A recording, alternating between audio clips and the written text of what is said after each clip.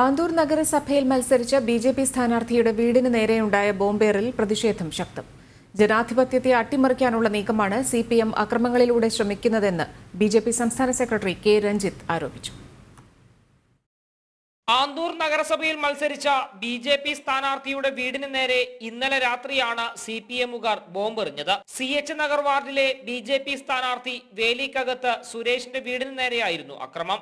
ഇരുചക്ര വാഹനത്തിലെത്തിയ രണ്ടുപേരാണ് ബോംബെറിഞ്ഞത്. ബോംബ് വീടിന്റെ ടെറസിൽ വീണു പൊട്ടി.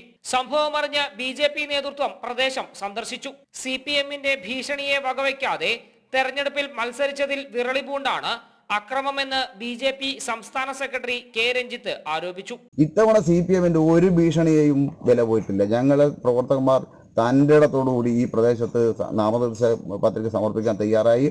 അവരുടെ പിന്താങ്ങുന്ന ആളുകളും വളരെ തൻ്റെ ഇടത്തോടുകൂടി നിന്നു.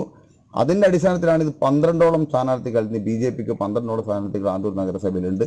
ഇനി വരുന്ന കാലഘട്ടങ്ങളിലും മുഴുവൻ സ്ഥലത്തും സ്ഥാനാർത്ഥിയെ മത്സരിക്കും. ഈ ഭീഷണിയൊന്നും വില പോകാൻ പോകുന്നില്ല. കള്ളവോട്ട് ചെയ്യാനുള്ള നിരവധി ശ്രമങ്ങൾ ഉണ്ടായെന്നും ആന്തൂരിൽ തെരഞ്ഞെടുപ്പ് ഡ്യൂട്ടി നോക്കിയ ഉദ്യോഗസ്ഥരുടെ രാഷ്ട്രീയ പശ്ചാത്തലം പരിശോധിക്കണമെന്നും അദ്ദേഹം പറഞ്ഞു. അക്രമം കൊണ്ട് പിന്തിരിപ്പിക്കാനുള്ള നീക്കം നടക്കില്ലെന്നും അദ്ദേഹം വ്യക്തമാക്കി. ജനം, കണ്ണൂർ.